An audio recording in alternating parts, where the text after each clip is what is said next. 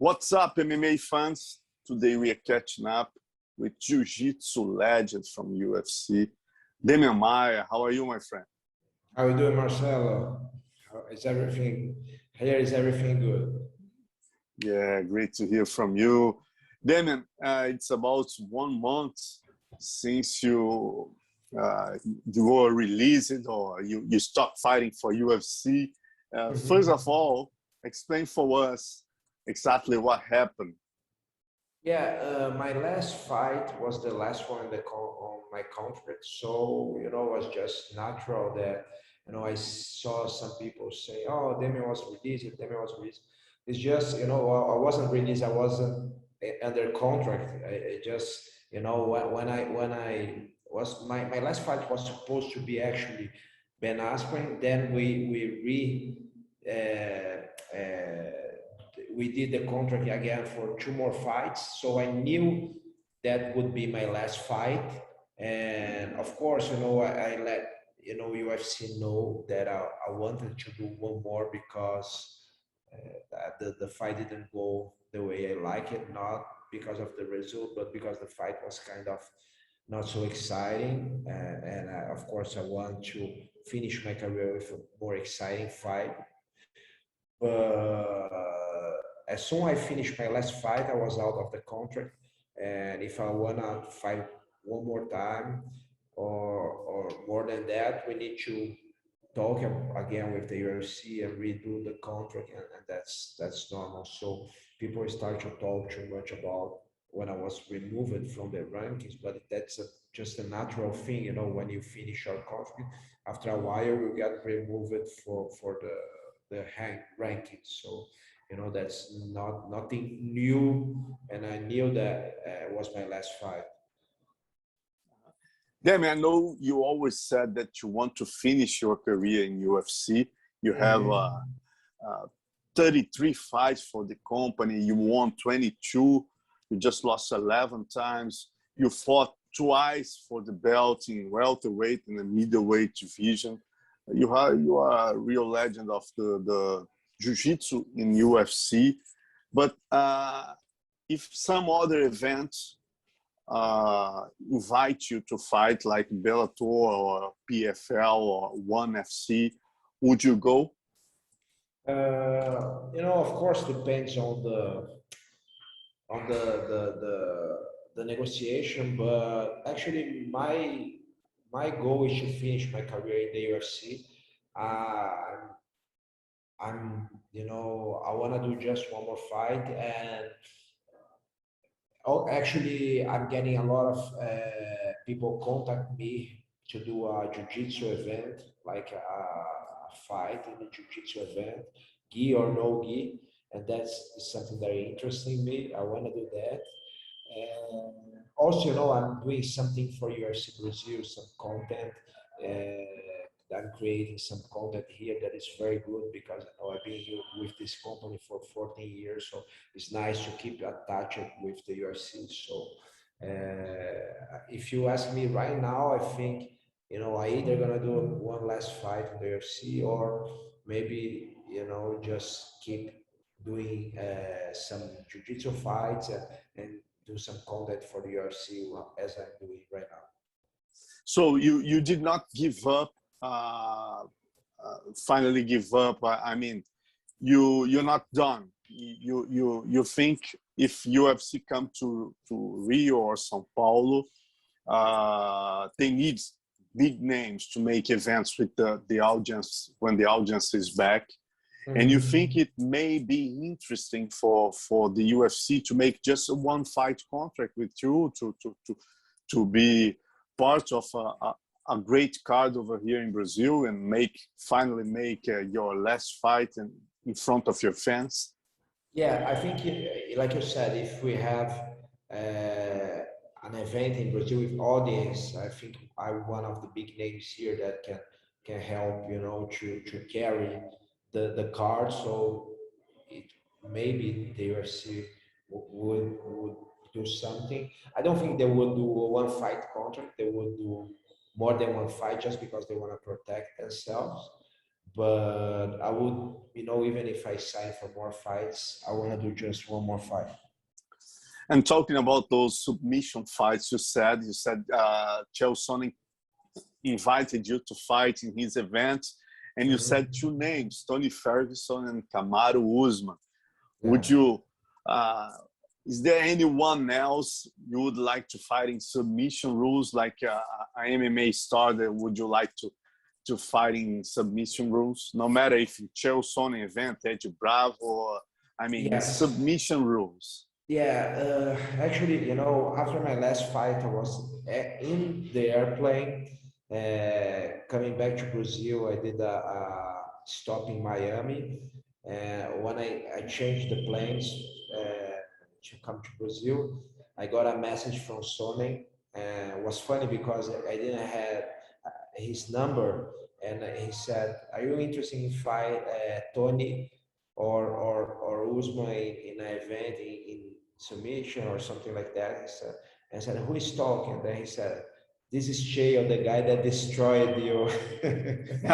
And he's funny. So I said, "Oh, Chael, thank you for invite me. I'm interested. I think let's talk with Eduardo, my manager." And the only thing is that I think I will do my first fight. Of course, you never know because now Korea is closed. But I would do, my plan was to do my first fight in Seoul, in Korea, under Spider, because Spider is my sponsor. So I think it's a kind of loyal to them to do my first fight, my first jiu-jitsu fight there. But of course, it would be interesting to do with these big names like Camaro and like Tony Ferguson. Would be nice. And just recalling, Chael said destroyed you, but you submitted him in UFC 95 back on 2009. You caught him with a triangle in 2 minutes and 37 seconds. So he was just making fun of you. Yeah. He's always joking. He's funny. He was when he was doing PR when he was fighting was always funny. It's like he's one of the guys that was funny to see his interviews, and like Michael Bisping too was a funny guy, also a very intelligent guy. And yeah, but I for sure will do these fights, those fights, those submission or jiu-jitsu gi or no gi fights. And actually, I'm right now, keep training MMA. Actually, today I just trained no gi, jiu-jitsu, and MMA training. But tomorrow, for instance, I will train just jiu-jitsu like gi, jiu-jitsu, and so I'm right now coming back to do a little bit of gi jiu-jitsu also, because even if I fight no gi, I think it's good to for the mindset to think about jiu-jitsu, pure jiu-jitsu, and even that is different than no gi. I think it will help. So I'm kind of training gi, no gi, and MMA still because I don't know what's gonna happen in the future. So I just keep doing everything right now. Demian, last time I talked to you, I asked you to tell who are the guy who carried the BJJ crown that you left when you left UFC, and you said Charles do Bronx. But give me more 2 or 3 names of guys that are doing a great job in the ground, that are impressing you in the ground right now in UFC or other events. Yeah. There was, let me think, it's hard, man, because there's so many names now. And there's the kid from Chicago, the lightweight, no, under lightweight, like Hall. Hall. He's he's pure jiu-jitsu. He's great. He was always submitting his fights. I see Charles, going for jiu-jitsu, although he also does Thai boxing. He's not a pure jiu-jitsu guy. And besides those guys, now I'm not remembering any other name. No problem, Demian, no problem. Let's just, I just want to say, I know you're planning to continue your career, but let's imagine that the last one was your last fight.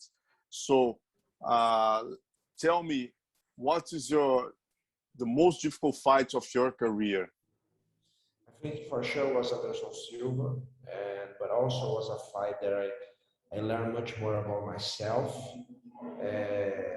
Because in one point of the fight I was like, man, what am I gonna do? I think it's just a matter of time to get knocked out. And I was able to coming back from a very, deep situation, and that was something that taught me a lot about myself. It was very important, and I was a very rough fighter at that time. I was more like a jiu-jitsu fighter, and I was in a transition still, I think, into MMA world, and that was, I think, most difficult one. And what about your predilect submission? The submission you like the most in your whole career? Yeah, I think the most iconic one was against Sonnen, Chael, because of not just the submission itself, but all the movement, the takedown was a beautiful takedown. And I land and getting the triangle, so all the was very plastic, plus the plasticity of the movement was interesting. So I think this one is the most interesting. What about your biggest joy in your career, then? I think there were so many, things like signing with the UFC and getting, winning some fights. But I think if you think about jiu-jitsu, I think I have two wins that I really felt that I achieved something. The one was my win against Ronaldo Jacaré Souza in the final of World Cup 2005, because of the event was so big, and he was the best fighter in the world at that time, best jiu-jitsu fighter in the world. So winning that fight was great for me. A fight that everybody expected him to win. And the second one, also jiu-jitsu fight in the ADCC, the final of ADCC 2007, no-gi jiu-jitsu, that I won against Flávio Almeida, and was something that I was dreaming about winning that championship since I was, a blue belt. So that was a great feeling. And in jiu-jitsu, I think there is in MMA. Sorry, there was many, but I think the one against Carlos Condit was great because was everything went perfect, and I knew it was pretty close to fight for the title.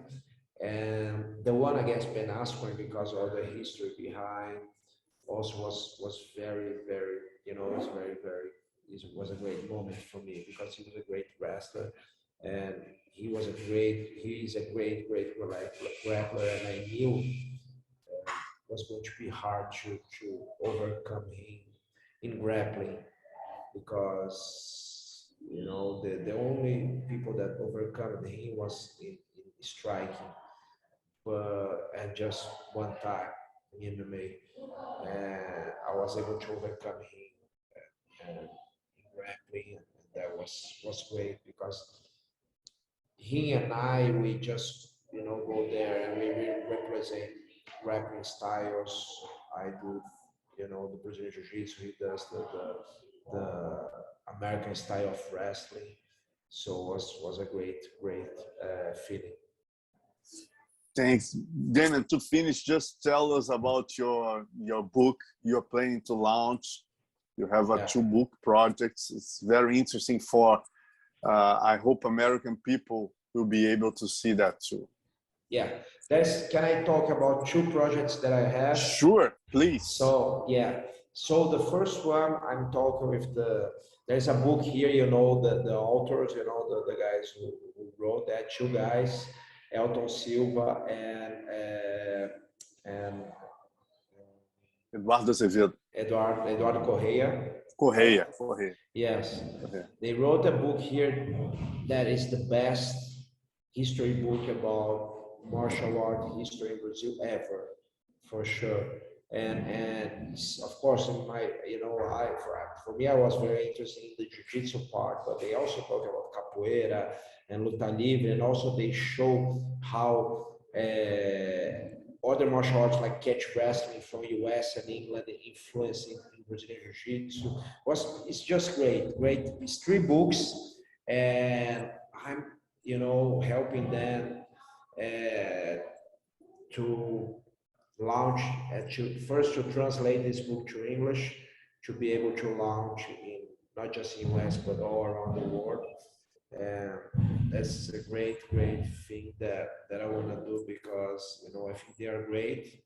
And the name will be the same much before MMA. I don't know, you know, the name in Portuguese is muito antes do MMA, is much, way before, would be like way something before, like yeah, way before MMA. Way before MMA. And the first 3 books we're gonna talk about the martial arts in Brazil from 1845 till 1934. And they are preparing 3 more books after 1934. So, you know, it's something that is just starting. Anyways, I could keep talking about that, you know, all day long, because it's a great book, a lot of pictures, a lot of history. They really went, you know, after all the newspaper of that time in Brazil from 100 years ago, and they show everything. Yeah.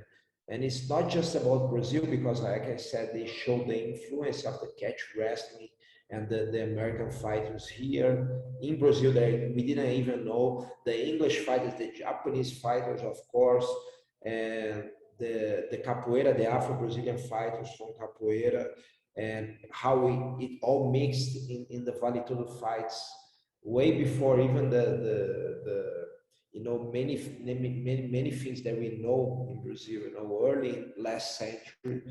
The Vale Tudo events, the MMA events we had here in like 100 years ago, and it's very interesting. And the roots of Brazilian Jiu-Jitsu, is great to understand the roots of Brazilian Jiu-Jitsu. You know, I want to help them to launch this book outside of Brazil. That's one thing. And the other thing is, I'm doing a book about some of my history. It's not a biography. It's more like a self-improvement book,